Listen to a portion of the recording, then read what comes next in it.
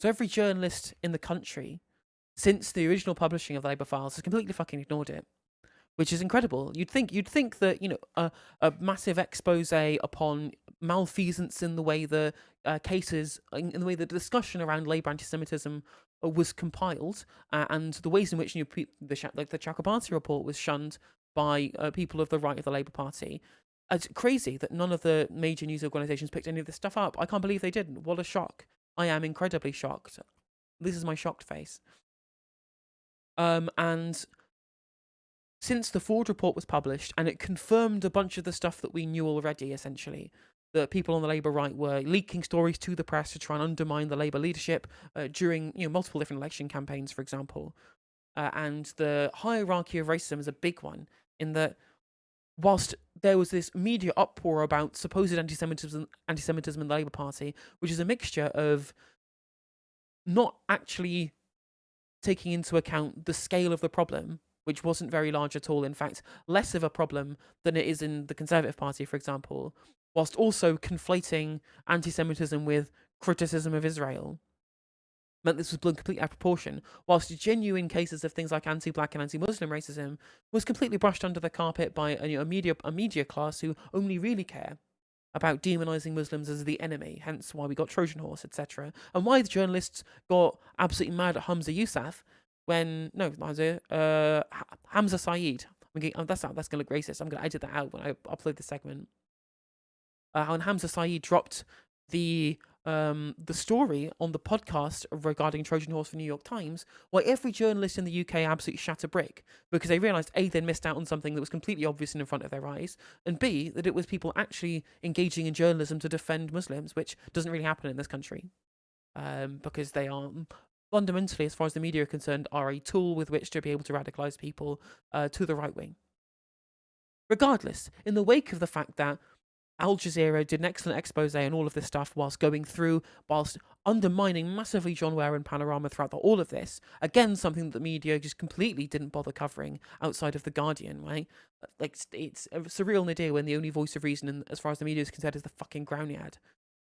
The actual commissioner of the Forde report, which is Martin Forde Casey, has spoken out about the fact that no one's been talking about it. And he did an interview with Al Jazeera. I think this is actually 6 months on now since the original Labour Files was released. We're going to watch it. We're going to have a look and see what the crack is. Because I'm literally a communist. Barmatron with the follow. Welcome to the Justice Stream. I hope you're doing okay.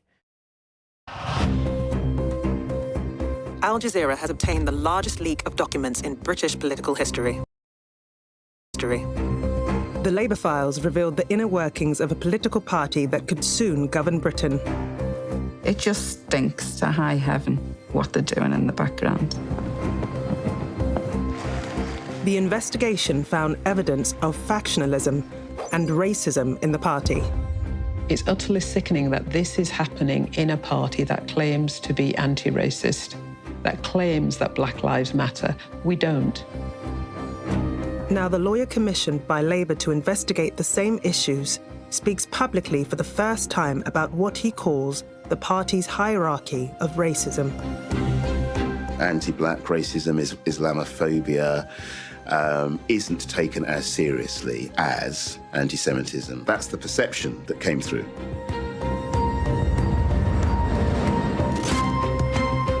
I mean, it definitely is upsetting, Bomatron, that is true. But learning firsthand and knowing that people like Emily Oldknow are just genuinely rancid individuals and having the evidence to throw in their face, like, I will take how satisfying that feels, considering that, I'm going to be upset about what happened in 2017 regardless. But at least by watching Labour Files and having this information at hand, I'll be able to throw it in fucking Jonathan Ashworth's smug, fucking pudgy little face. Honestly, I would be surprised if you get a member of the Shadow Cabinet to say Black Lives Matter now. Well, yeah, that's true. Yeah, very, very difficult to get them to say it. Do you think David Lammy would even say it at this point?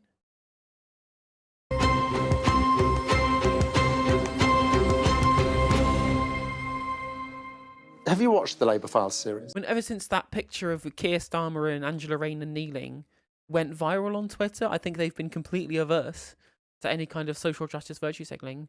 Because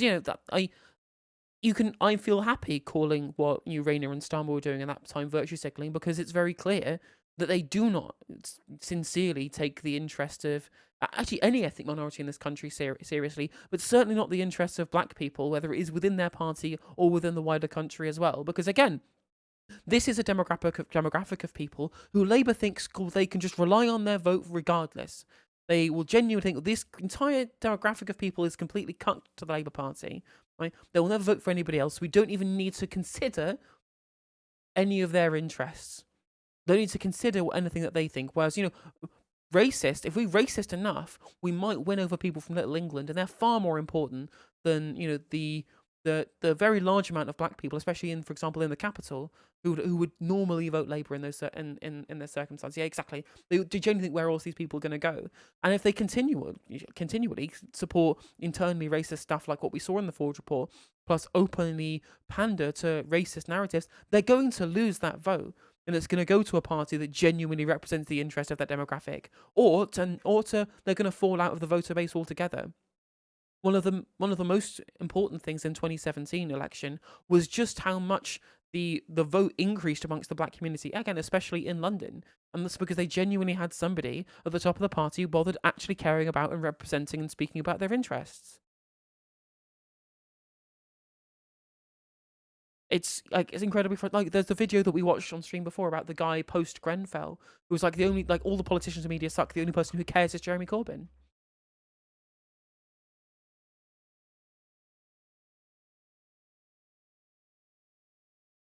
I have, with interest, all three. I was fascinated. The media was not interested in the reality of the story. Shut your mouth! What was very interesting about watching your Labour Files programme was that I think you were actually given access to even more than I was. Now, that isn't necessarily because the party didn't disclose relevant documents, because I think they did. But it seemed to me that you'd had access to more than anybody else. The Labour Party. Exactly, Frugulus. We defeated racism in 2019. Racism was cancelled forever. It's gone. No more racism anymore. Least racist country in Europe. Let's fucking go. Under the leadership of Keir Starmer, appointed Martin Forde to conduct his inquiry in May 2020. The Labour Files revealed Starmer made a firm commitment to black and Asian minority ethnic staff in the party. I can assure you that this investigation is not going to be a whitewash. I know what an independent investigation looks like, and I know what I'm looking for. Yeah, exactly. Now, like, we absolutely have defeated racism. We have a human rights lawyer at the head of the Labour Party. He will certainly fight for the human rights of refugees in this. Oh, wait. Oh, well, that went well, didn't it? Forde examined hostile WhatsApp messages between senior staff about Diane Abbott, a member of Parliament and an ally of former Labour leader Jeremy Corbyn. She literally makes me sick. Abbott is truly repulsive. There's no doubt that there were comments made within the WhatsApp group which were racist. I talk in terms of Diane Abbott and a visceral disgust. Forde felt this reflected a broader problem in the party. There were a number of submissions I received from party members suggesting that they did feel that the party had wider issues with their approach to racial discrimination. Quite a high proportion of black and Asian councillors or prospective MPs. When you see it, it's super tilting, isn't it, Bamatron? Like, and because you can see, you actually look at the polls at that point, and I think Labour had like a 5-point lead over the Tories, like from Grenfell and basically onwards. I mean, to be fair, it sounds really heartless and emotionless for me to say, if Grenfell happened at a bad time, like, because it shouldn't have happened at all. But you're right. Like, if we're going to look at this consequentially, if it had happened during the election campaign, Jeremy Corbyn would have been Prime Minister, which feels weird saying that.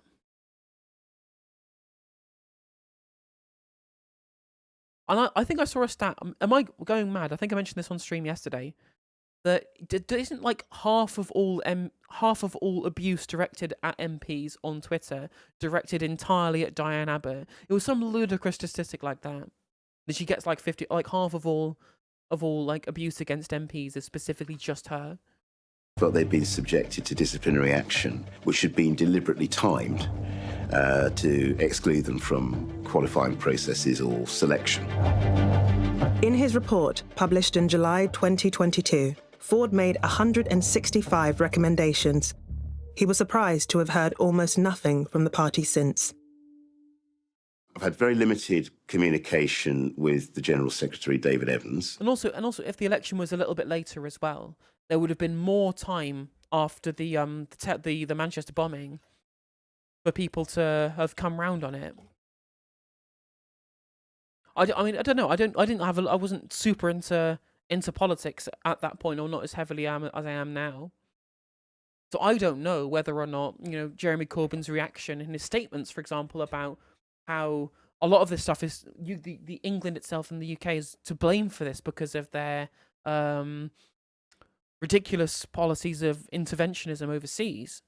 Whether or not that harmed him in the election or not, or whether people ignored it in favour of the positive measures they got from economic policy, I'm not sure. I don't even know at this point. Someone who was more into the campaign at the time might know more than I did. If MI5 had not trained the Manchester bomber and let him back in the country, well, yeah, how prescient Jeremy was at the time, talking about, you know, Western interventionist policy, when literally the man who committed the bomb in the first place he literally was trained by MI5 and sent to Libya to do a Western interventionism. Corbyn absolutely correct about everything, as always, every single time, without fail. But that was really housekeeping.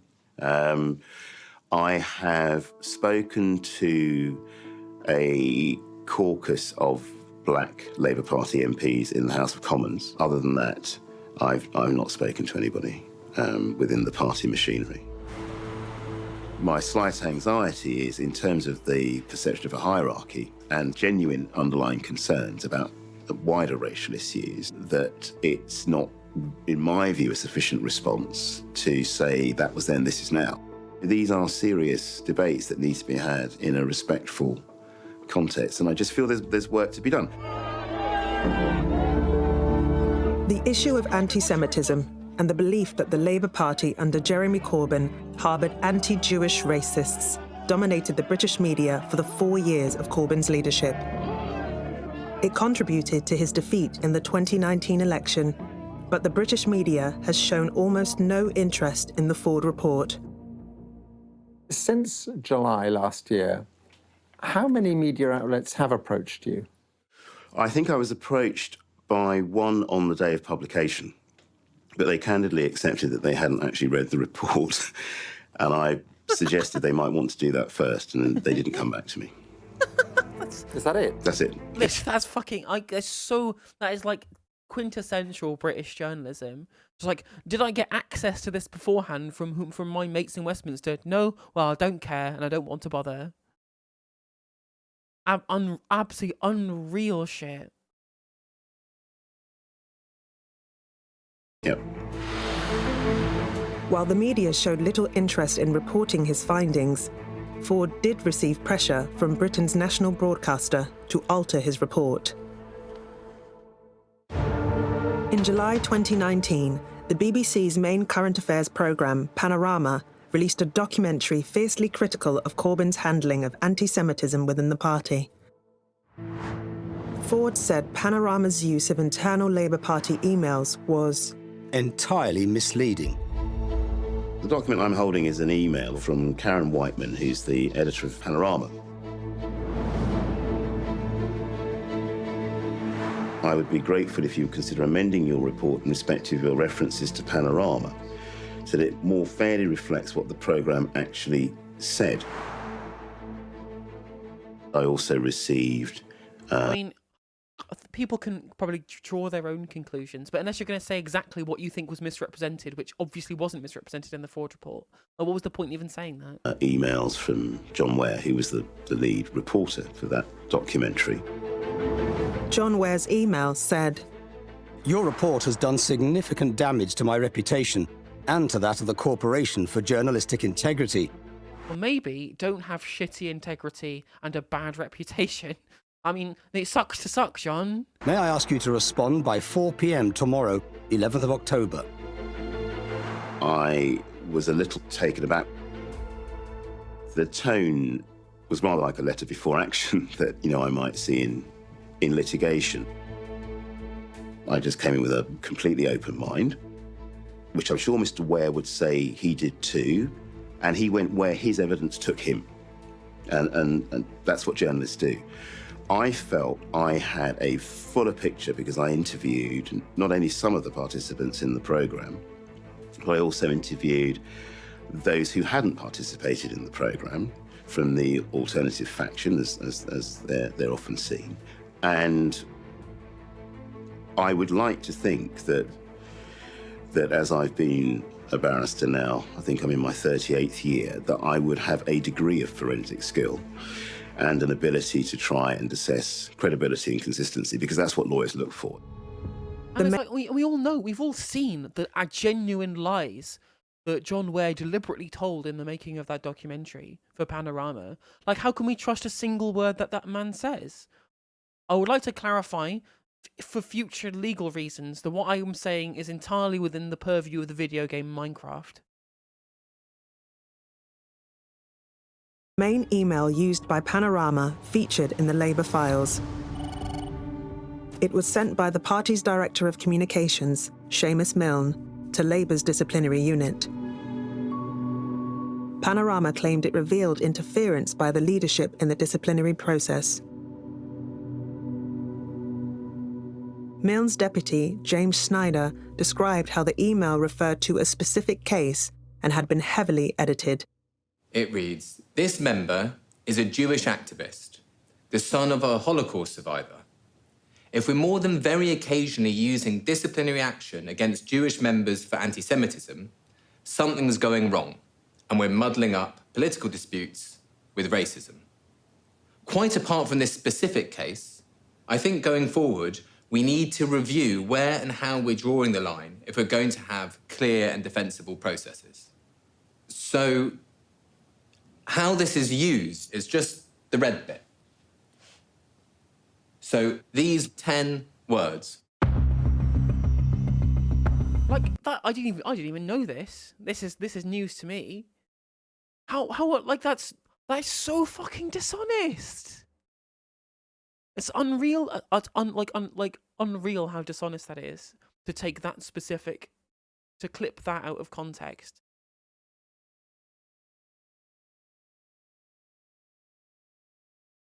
I would like it recorded in the legal record of Minecraft that I think John Ware is a dick.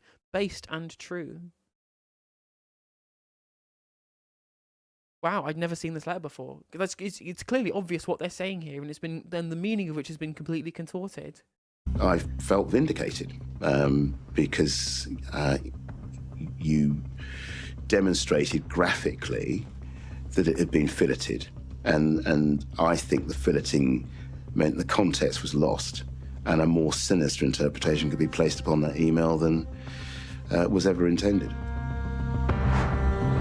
Forde refused to alter the wording of his report. I couldn't go so far as to say that this was deliberate. It just seemed to me to be objectively entirely misleading to have that partial quote. Forde also expressed concern about a second segment in the Panorama film. But also included... It featured a Labour Party investigator who was Jewish describing an interview he'd conducted. And we finished the interview. The person got up to leave the room and then turned back to me and said, "Where are you from?" And I said, "What do you mean, where am I from?" And she said, "I asked you, where are you from?" And I said, "I'm not prepared to discuss this." And they said, "Are you from Israel?"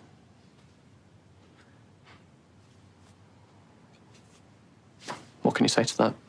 You are assumed to be I can say, Ben, that you're a fucking liar. In cahoots with the Israeli government. It's this obsession with that just spills over all the time into anti-Semitism. The Labour files interviewed the party member involved, who is also Jewish. When he says, where are you from? Are you from Israel? That's an absolute lie. I didn't say that. She had a recording of the interview which showed she, in fact, asked what branch of the Labour Party he belonged to. So I'm just curious about, like, what branch are you in? I don't think that's relevant. Okay. I was concerned that the two elderly ladies had a tape recording of a meeting where they were later accused of anti-Semitism, which to my ear revealed nothing of the sort. And I think that had also found its way into the same Panorama programme. But I hadn't appreciated that, and it wasn't part of my report.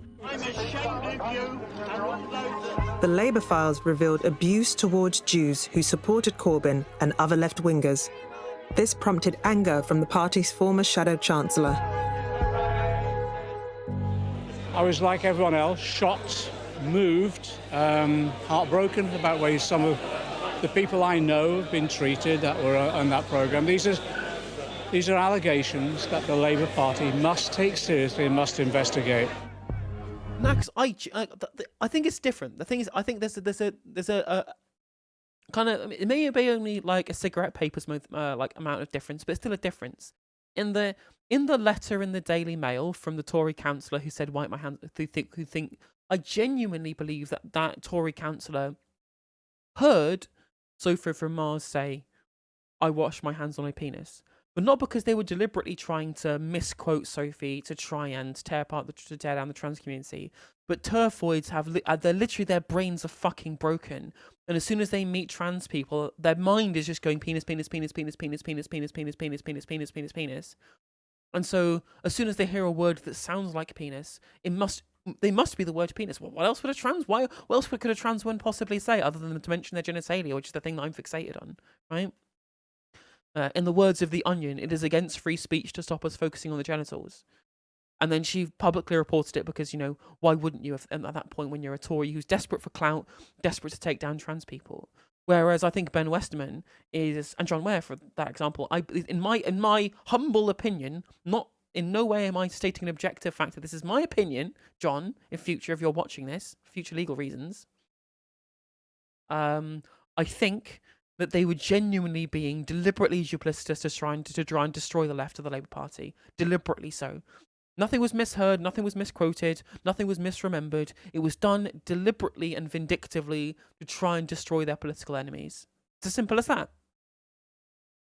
And I think that's the big difference between that Tory councillor. The Tory councillor is like, his brain is completely broken, and Westerman and Ware are political actors deliberately lying in my opinion, are deliberately lying in a political hit piece.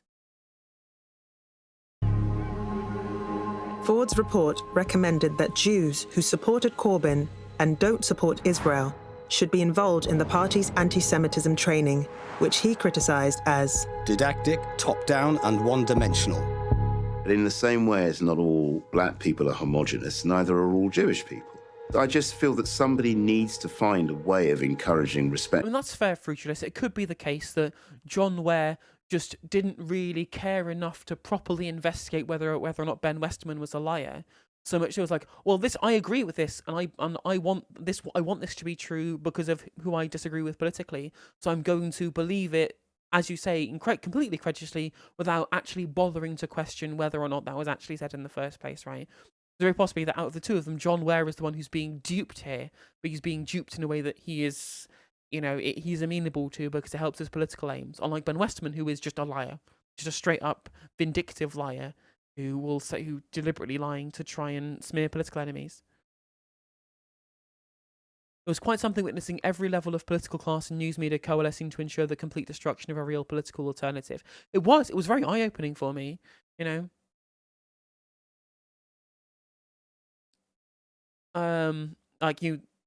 it really was the moment where, like, the manufacturing consent thesis, which is decades old at this point, really came home to roost as far as the UK new political and media class are concerned, and it really opened my eyes up to the level to which. Like, I'd never really properly engaged with internal Labour Party politics, but then you look at this stuff and you look at the things that people on the Labour right get up to, and you realise the history, right? And I talk about this a lot on stream, and I'm sure a lot of my regular viewers are entirely sick of me saying this, but people keep talking about Corbyn getting there off the back of entryists, because these people, these kind of middle-aged commentators, they still live in the world of the 80s, right? They still see like militant tendency Trotskyists hiding under the bed, and that's and they've got this kind of brain broken opinion on these kind of things. So much so they assume that Jeremy Corbyn only became leader in the first place because entryists that they see as equivalent to militant tendency were deliberately trying to ensure that Jeremy Corbyn became Labour leader, when actually Jeremy Corbyn would have become Labour leader off of the existing Labour membership. And then what this actually tells you is that there are entryists in the Labour Party, and it's not the left. The entryists are the right wing, the people who managed to come to prominence during the New Labour era, right? Blair's babes, whatever you whatever you want to call them. Well, that's what they were called at the time, at the very least. And the real interests in the Labour Party are the right wing, who've turned it from a social democratic party into a neoliberal one at the end of the day. And they are deliberately there, and deliberately so, to be controlled opposition. That's their role, is controlled opposition. And Keir Starmer understands his role as controlled opposition.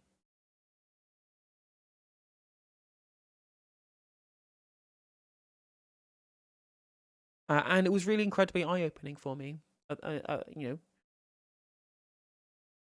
especially to things, for example, like the insidious framing of criticism of the actions of the State of Israel has been used to be conflated with anti-Semitism, was something that I'd never really engaged with or experienced previously. In fact, before this time, the Israel-Palestine issue was something before 2017, was not something I'd really paid that much attention to, for example. And then when you actually do research, you look at the history, and you realise just how fucking barbaric it is. And Peter Oborn is really interesting journalist to follow throughout these things, because he's had a similar kind of political sea change in his own opinions, in tandem with myself over this period. Like Peter Oborn's expose of, the way his opinions changed from conservative to relatively social democratic in the way his political opinions have been. And he said, would I prefer the Harold Wilson era of the union leaders being in control of government policy over business interests who have their hand in the pie of both the Conservative Party and the Red Conservative Party being entirely in control of policy, and he would take the former every single time. And Peter Oborn's done really good exposés into the way in which the political machinations of countries in the West get infiltrated by, people who are there to lobby for the interests of the State of Israel. I mean, you fucking look at AIPAC and the shit that they do to try and ensure that people, and for example, House members or Senate members in the Democratic Party are only there to serve the interests of the State of Israel and to not oppose the things that the State of Israel gets up to in the West Bank and Gaza. And it's very frustrating, because I'm sure there are plenty of Jewish people who hate this shit, because it helps fuel a lot of the anti-Semitic conspiracy theories that people who have no sense of material analysis on the left find it easy to fall into. If you've understood through some kind of consciousness that there is a level to which there is a division of class in this country, a division between the haves and the have-nots, between the people and the elites, which there is. If you don't look at that through a materialist lens and understand that it's just the material interests of the bourgeois and the proletariat, etc., then you are very easy to fall down a rabbit hole that will tell you, well, actually, there must be a cabal of people who's doing this, a fifth column, and always traditionally within conspiracy theories and within reactionary talking points, that has been Jewish people. And so unless you look at this through the lens of material analysis, of course, someone who comes to you and says, well, actually, it's all the Rothschilds' fault. It's all George Soros. Suddenly, that's something that's as easy and simple to solution to the issues that you see with the modern world.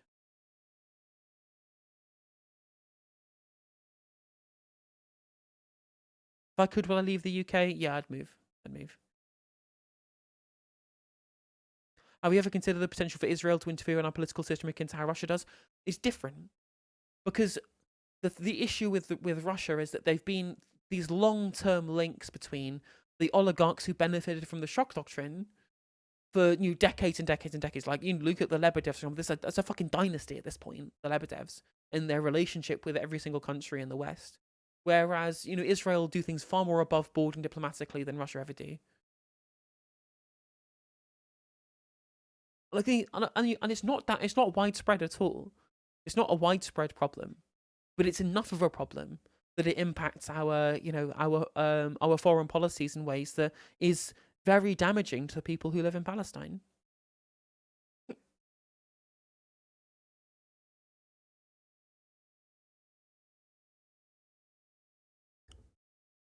We should crowdfund Queer Island, where we can all go and be safe. Chance would be a fine thing indeed.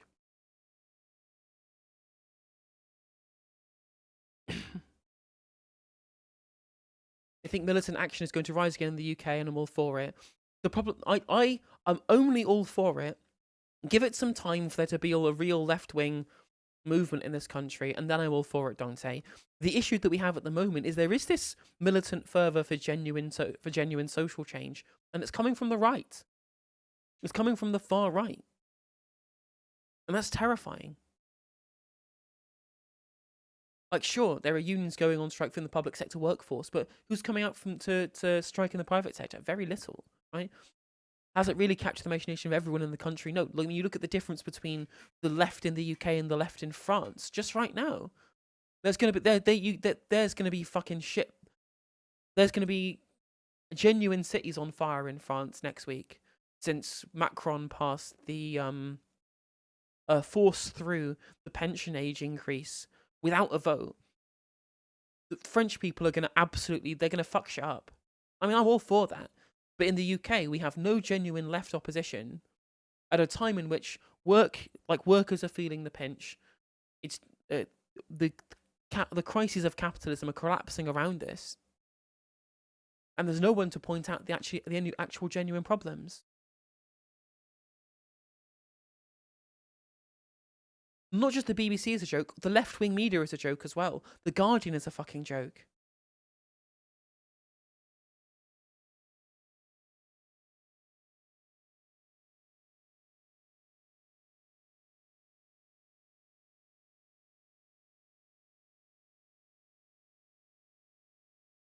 Debate such that it is understood that it is not automatically anti-Semitic of you to express a criticism of government policies in Israel.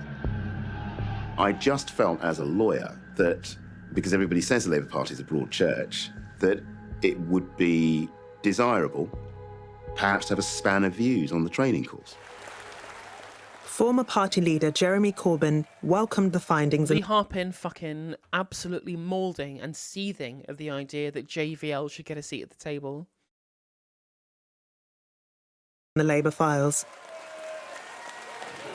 The Al Jazeera programme about the Labour Party has had a very big and very powerful impact on Labour Party members and supporters, because it's unlocked a lot of truths about what happened during the time that I was leader of the party, and the systematic undermining, not just of me, but of many other people in the party, and the abuse that was heaped upon MPs such as Diane Abbott.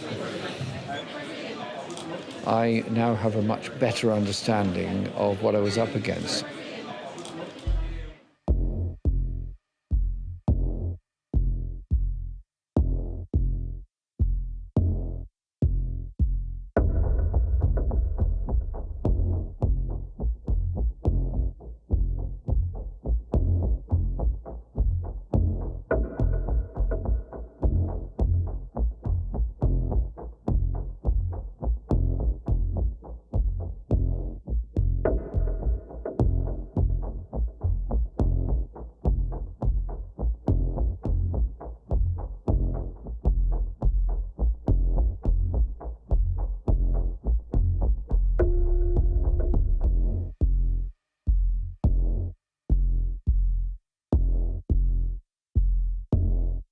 actually doesn't make any sense. Like, for her to have said it like at a random different time. If you're gonna ask, where are you from? Are you from a different branch? Oh, okay then. And then like wait until the end of the meeting and then ask about Israel. And then also someone with an incredibly British accent.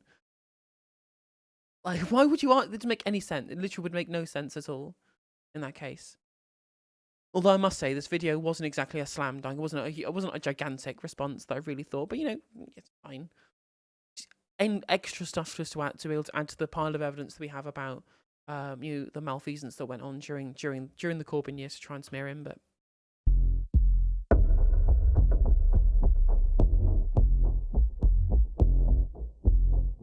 I think I understand that we all knew it, but it was nice to have in the words of the person who commissioned the report that it's obvious that it was completely ignored by the media. There was complete, utter media silence around the Forde report in its entirety, and I'm glad that Martin Forde is the one to publicly talk about that. And talk the fact that Labour haven't bothered publicly talking about it either, right? In the way that they should have done, for example.